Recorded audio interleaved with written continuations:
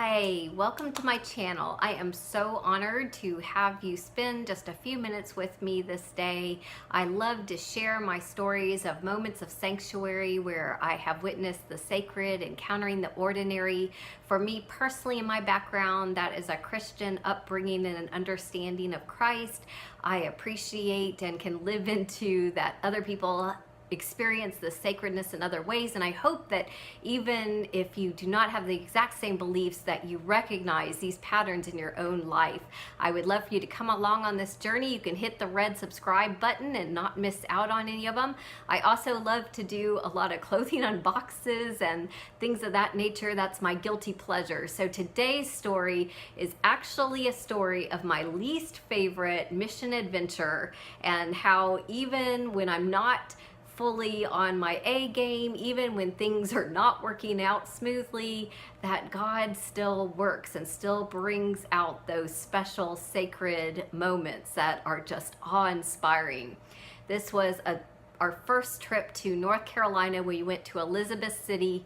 There were 33 of us, and we were in 3 vans, so 11 people per van with the back seat out to hold all of our luggage.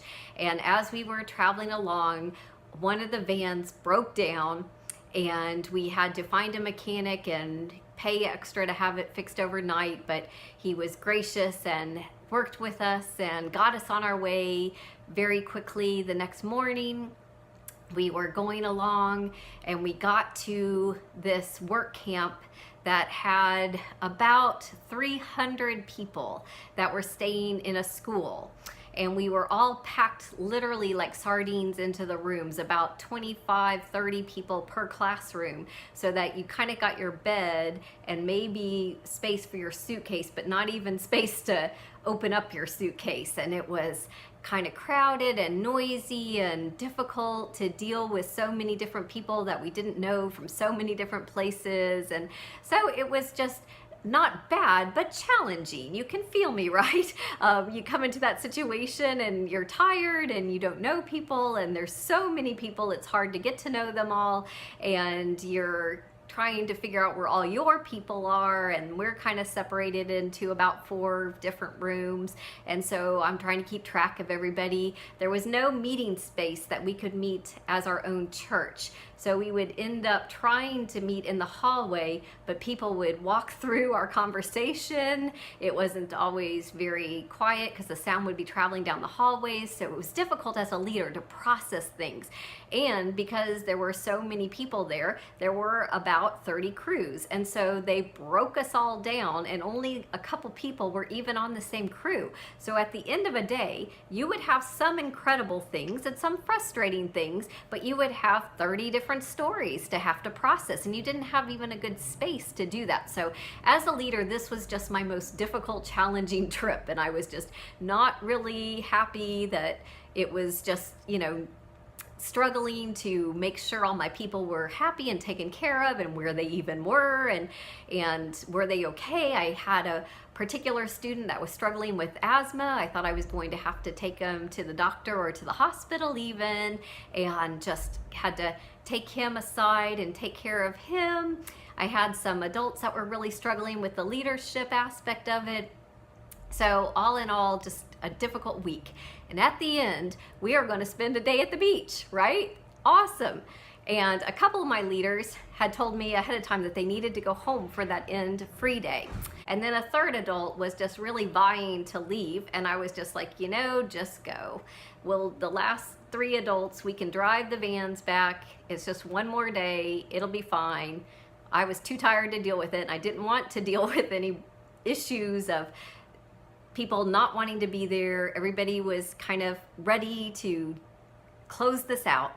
So we get to the hotel, we get a great day at the beach, we're gonna go to sleep that night, and about 2 a.m. I get woken up because one of my girls' rooms, they can't get out of their room. They have been in a hotel room, the windows won't open, the door won't open, it is locked on both sides and not coming open, and they're panicking because they're stuck in their hotel room. Now, what they were trying to do and why they were awake in the middle of the morning, I'm not totally sure on, and I don't know that I want to know. But regardless, we call the management. They can't open the door. They get all their master keys. They can't open their door. So I assure the girls, you know, this is before cell phones, so this is a while ago. So I assure them, you know, worst case, we're breaking the windows, we get you out, it's okay, we're right here. We have to call a master locksmith, come break the girls out of the hotel room, get the hotel people to move them to a new room so that we can put them back to bed for, you know, 2 or 3 more hours before we have to get up and leave in the morning to drive back home. So I am like at the end of the trip thinking, this is the worst trip ever. But wouldn't you know it, that despite all these things, and despite thinking this was just a huge waste of our time and energy and resources, and I'm not sure anything good came out of this, one of my youth, Trey, says, you know, Thursday night, I actually got my faith and I accepted Jesus for the first time in my life. What? In the midst of all that craziness, with all those people, with all those stories going around, and just, I wasn't sure if they were being tied in together, somehow the Spirit worked to bring all of that to a place where you understood the love of God for you and accepted that reality for your own life. And of course, as a leader, these are the moments we live for and would walk on broken glass to make happen.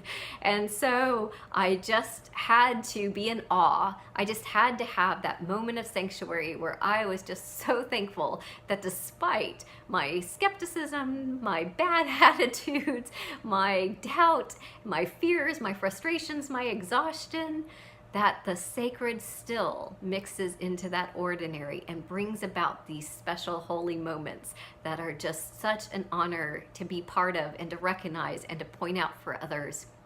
May you this day remember that you have been fearfully and wonderfully made, and may you lean into your own moments of sanctuary, whatever that means for you this day.